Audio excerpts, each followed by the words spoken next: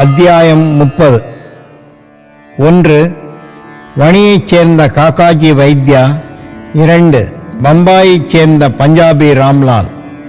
இவ்வத்தியாயத்தில் ஷீரடிக்கு இழுக்கப்பட்ட இன்னும் 2 அடியவர்களைப் பற்றி விவரிக்கப்பட்டிருக்கிறது. முன்னுரை. கருணையின் இருப்பிடமாம் ஷீரடி சாய்ராம் தம் அடியவர்களிடம் பாசமும் அளவில்லா நேசமும் காட்டி அவருடைய வெறும் தரிசனத்தினாலேயே இச்சம்சார வாழ்க்கையில் அவர்களுக்கு உள்ள பயத்தை போக்குகிறார். அவர்களின் பெரும் கேடுகளை அழிக்கிறார். அவர் முதலில் அருவமாக இருந்தார். ஆயின் தம் அடியவர்களின் பக்தியின் பொருட்டு அவர் ஓர் உருவத்தை எடுக்க வேண்டியவரானார். ஞானிகளின் வருகையின் காரணம் அடியவர்களுக்கு விடுதலை தன்னை அறிதல் அளிப்பதேயாகும். அவர்களில் சிரேஷ்டரான சாயிக்கு அக்காரணம் தவிர்க்க இயலாதது. எவர் அவர்தம் பாதார விந்தங்களில் சரணாகதி அடைகிறார்களோ அவர்களின் முன்னேற்றம் நிச்சயமானது. அவர்தம் பாதார விந்தங்களை பிராமணர்கள் நினைத்து கொண்டு புனித கஷேத்திரங்களிலிருந்தும் வந்து அவர் சன்னிதானத்தில் வேதங்களை ஓதுகிறார்கள். அஷ்டோத்தரசதம் லக்ஷ்ம்யா ஸ்ரோதுமிச்சாமி தத்வதः ஈஸ்வர உவாச தேவி சாது மகாபாகே மகாபாக்யப்ரதாயகம். காயத்ரி மந்திரத்தை ஜபிக்கிறார்கள். பலவீனங்களை கொண்டவர்களாகவும் எவ்வித ஏற்றமும் அற்ற நாம் பக்தி என்றால் என்ன என்பதை அறியோம். ஆனால் மற்ற எல்லோரும் கைவிட்ட போதிலும் சாயி நம்மை கைவிட்டுவிட மாட்டார் என்ற அளவு அறிவோம். யாரை அவர் ஆசீர்வதிக்கிறாரோ அவர்கள் எல்லையற்ற வலிமை பெற்று மெய் பொய் இவைகளை பகுத்துணர்வும் ஞானம் எய்துகிறார்கள். தம் அடியவர்களின் ஆசைகளை சாயி முழுமையாக அறிகிறார். அவைகளை நிறைவேற்றுகிறார். எனவே அவர்கள் விரும்பியதை பெற்று நன்றி உடையவர்களாக இருக்கிறார்கள். எனவே அவரை பிரார்த்திக்கிறோம். அவர் முன் வீழ்ந்து வணங்குகிறோம். நமது குற்றங்கள் பலவற்றையும் பொறுத்து கொண்டு கவலைகளிலிருந்து நம்மை அவர் விடுவிக்கட்டும். பெரும் துயரங்களால் அவதியுற்று கொண்டிருப்பவன் சாயியை இங்கனம் நினைத்து தியானிக்கிறான். அவரது அருளாலே அவன் மனம் அமைதியடைகிறது. இந்த சாயி கருணைக்கடல் தம் மீது அவர் கருணை பொழிந்ததன் விளைவே இந்த சச்சரித்திரம் என்கிறார் ஹேமாத் பந்த். அல்லாவிடில் அவருக்கு என்ன தகுதி இருக்கிறது? யார்தான் இந்த வேலையை மேற்கொள்ள இயலும்? ஆனால் சாயி எல்லா பொறுப்புகளையும் ஏற்றுக்கொண்டதால் ஹேமாத் பந்த் எவ்வித பாரத்தையும் உணரவில்லை. இது குறித்து எவ்வித கவலையையும் கொள்ளவில்லை.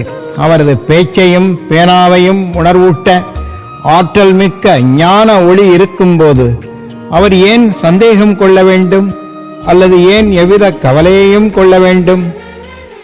இது அவர்தம் முன்வினை புண்ணிய வசத்தால் ஸ்ரீ சாயி அவர்கள் இச்சேவைக்கு தம்மை ஆட்படுத்தி ஆசீர்வதிக்கப்பட்ட அதிர்ஷ்டசாலியாக நினைத்துக் கொள்கிறார். இந்த பின்வரும் நிகழ்ச்சி ஒரு சுவையான கதை மட்டுமன்று, புனிதமான அமுதமும் ஆகும். இதை பருகுபவன் சாயின் பெருமையையும் அவர்தம் எங்கு நிறை தன்மையையும் உணர்வான். விவாதிக்க விமர்சிக்க விரும்புவோர் இந்த கதைகளுக்கு செல்லக்கூடாது. இங்கு தேவையாய் உள்ளது விவாதமல்ல, அளவற்ற அன்பும் பக்தியுமேயாகும். கற்றறிந்தோர், பக்தியுடையோர், உண்மையுடன் நம்பிக்கை கொண்டுள்ளோர் மட்டுமன்றி ஞானிகளின் சேவகர் என்று தம்மை கருதுவோர்களும் இக்கதைகளை விரும்பி பாராட்டுவார்கள். மற்றவர்கள் அவைகளை கற்பனை கதைகள் என்று கொள்வர். சாயியின் அதிர்ஷ்டம் வாய்ந்த அடியார்கள் சாய் லீலைகளை கற்பகத் தருவாக கருதுவர். இந்த சாய் லீலைகளின் அமிர்தத்தை பருகுவது அறியாமையால் மூழ்கியுள்ள ஜீவன்களுக்கு முக்தி கொடுக்கும். இல்லறத்தார்க்கு மன நிறைவை அளிக்கும். லட்சியவாதிகளுக்கு சாதனை கைகூடும். இது பற்றிய கதையை கவனிப்போம்.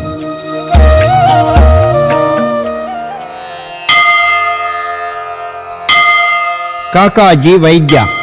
நாசிக் ஜில்லாவை சார்ந்த வணியில் காக்காஜி வைத்யா என்பவர் வாழ்ந்து வந்தார். அவர் அங்கே ஸ்ரீ சப்தஸ்ருங்கி தேவி உபாசகர். சாதகமற்ற சூழ்நிலைகளாலும் துயரங்களாலும் அவர் பெருமளவு மன அமைதியை இழந்து சலனமுற்றிருந்தார். இத்தகைய சூழ்நிலையில் ஒரு நாள் மாலை தேவியின் கோயிலுக்கு சென்று தம்மை கவலைகளிலிருந்து மீட்குமாறு மிகவும் பக்திபூர்வமாக மனமுருகி பிரார்த்தனை செய்தார். தேவி அவரது பக்தியால் மிகவும் மகிழ்ந்து அதே நாள் இரவு தனது கனவில் தோன்றி அவரிடம் கூறினாள், பாபாவிடம் நீ செல்வாயாக, பின் உன் மனம் அமைதியடையும். இந்த பாபா யார் என்று அவளிடமிருந்து அறிவதில் காக்காஜி ஆர்வமுற்றார். ஆனால் அவர் எவ்வித விளக்கமும் பெறும் முன்னரே தூக்கம் கலைந்து எழுந்து விட்டார். தேவி தன்னை காணுமாறு பணித்த இந்த பாபா யாராக இருக்கக்கூடும் என்று எண்ணத் தொடங்கினார். சிறிது எண்ணத்திற்கு பின் இந்த பாபா திரியம்பகேஸ்வரராக சிவனாக இருக்க வேண்டும் என முடிவு கட்டினார். எனவே அவர் திரியம்பகேஸ்வருக்கு நாசிக் ஜில்லாவுக்கு சென்றார். அங்கு 10 நாட்கள் தங்கினார். அந்த சமயம் தினந்தோறும் அதிகாலை குளித்து ருத்ரா ஸ்லோகங்களை, தேவாரத்தை போன்றவைகளை படித்து அபிஷேகம் மற்றும் சமய சம்பிரதாயங்களையும் செய்தார். இவைகளெல்லாம் செய்தும் கூட முன்போலவே அவர் சலனமுற்றவராகவே இருந்தார். பின்னர் அவர் தமது இருப்பிடத்துக்கு சென்று மீண்டும் இறங்கத்தக்க நிலையில் வேண்டினார். அன்றிரவு தேவி மீண்டும் அவர் கனவில் தோன்றி, நீ ஏன் திரியம்பகேஸ்வருக்கு சென்றாய்? நான் பாபா என்று கூறியது ஷீரடியைச் சேர்ந்த ஸ்ரீ சமர்த்த சாயியை என்றாள். எப்போது ஷீரடிக்கு போவது, எப்படி பாபாவை பார்ப்பது என்பதே காக்காஜியின் இப்போதைய கேள்வியாக இருந்தது. ஒரு ஞானியை தரிசிக்க ஒருவன் உண்மையான ஆர்வமுள்ளவனாக இருப்பேன். ஞானி மாத்திரமல்ல, கடவுளும் அவனது வேண்டுகோளை நிறைவேற்றுகிறார். உண்மையில் சந்தும் ஞானியும் அனந்தும் கடவுளும் ஒருவரே.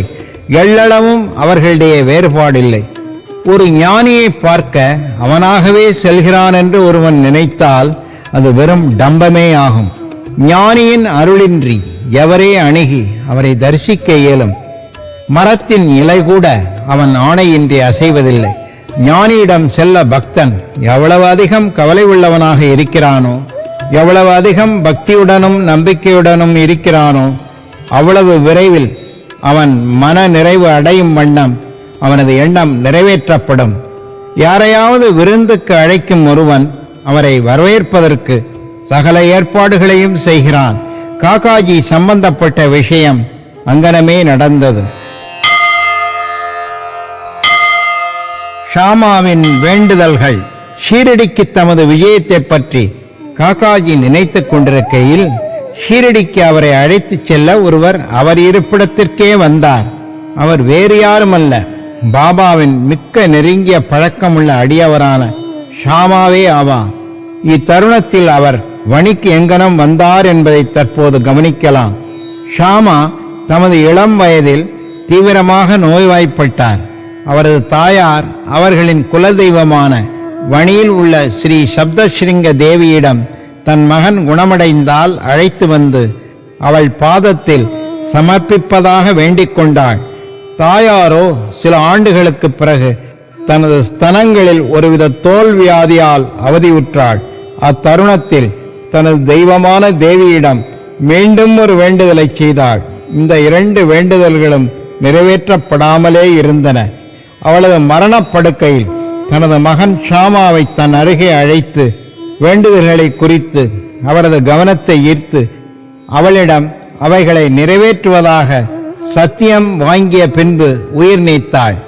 சில நாட்களுக்கு பின்னர் ஷாமா இந்த வேண்டுதல்களை குறித்து மறந்துவிட்டார். இவ்வாறாக 30 ஆண்டுகள் கடந்தன. இத்தருணத்தில் ஒரு புகழ்பெற்ற ஜோதிடர் ஷீரடிக்கு வந்து அங்கு 1 மாதம் தங்கியிருந்தார். ஸ்ரீமான் பூட்டியையும் மற்றவர்களையும் குறித்து அவர் கூறிய முன்னோடி செய்திகள் யாவும் உண்மையாயின. அனைவரும் மகிழ்ந்தனர். ஷாமாவின் தம்பியான பாபாஜி அச்சோதிடரை கலந்து ஆலோசித்தார்.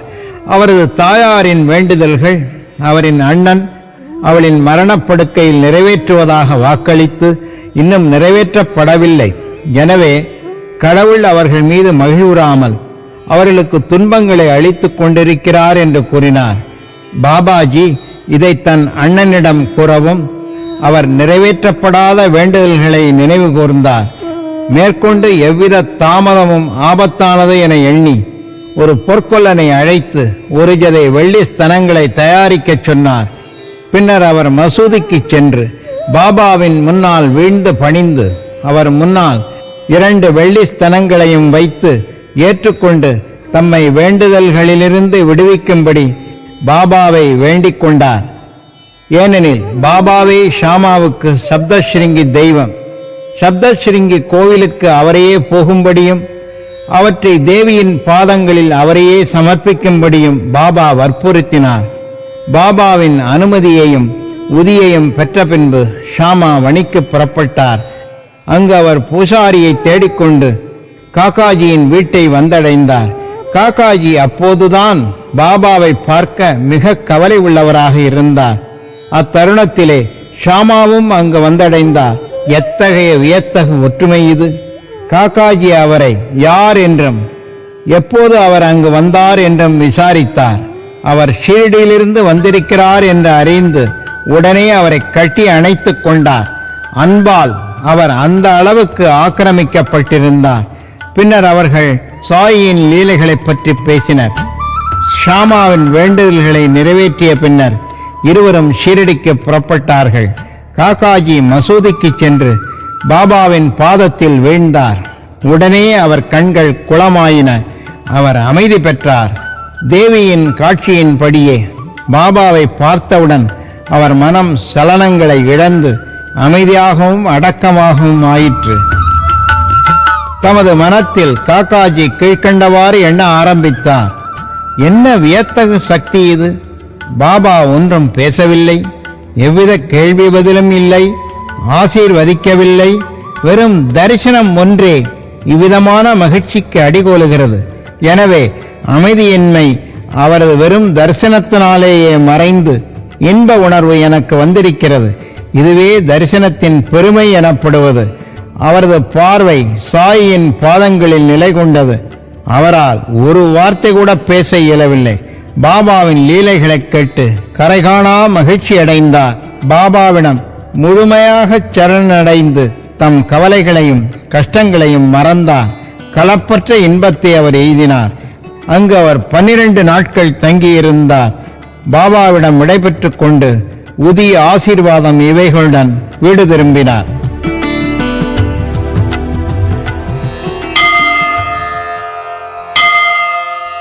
ராகதாவைச் சேர்ந்த குஷால் சந்த். அதிகாலை நேரங்களில் நாம் காணும் கனவானது விழித்திருக்கும் போது நனவாகிறது என்று சொல்லப்படுகிறது. அம்மாதிரி இருக்கலாம். ஆனால் பாபாவின் கனவுகளுக்கு கால நியதி இல்லை. நிகழ்ச்சி ஒன்றை குறிக்குங்கால் ஒரு நாள் மாலை பாபா காக்கா சேகப் தீட்சத்தை அழைத்து ராகதாவுக்கு சென்று தாம் நெடுநாள் குஷால் சந்தை பார்க்காத காரணத்தால் அவரை ஷீரடிக்கு அழைத்து வருமாறு கூறினார். அங்கனமே காக்கா சாஹேப் ஒரு குதிரை வண்டியை அமர்த்தி கொண்டு ராகதா சென்று பாபாவின் செய்தியை தெரிவித்தார். அதை கேட்டு குஷால் சந்த் ஆச்சரியமடைந்தார்.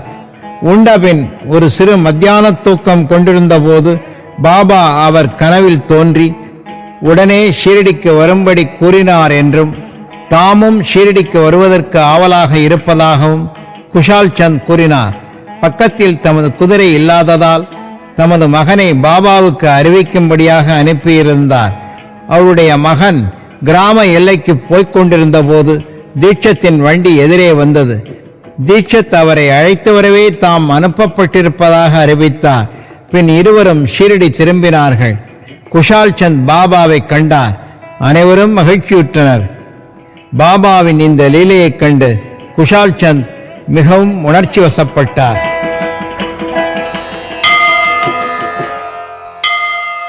பம்பாயைச் சேர்ந்த பஞ்சாபி ராம்லால்.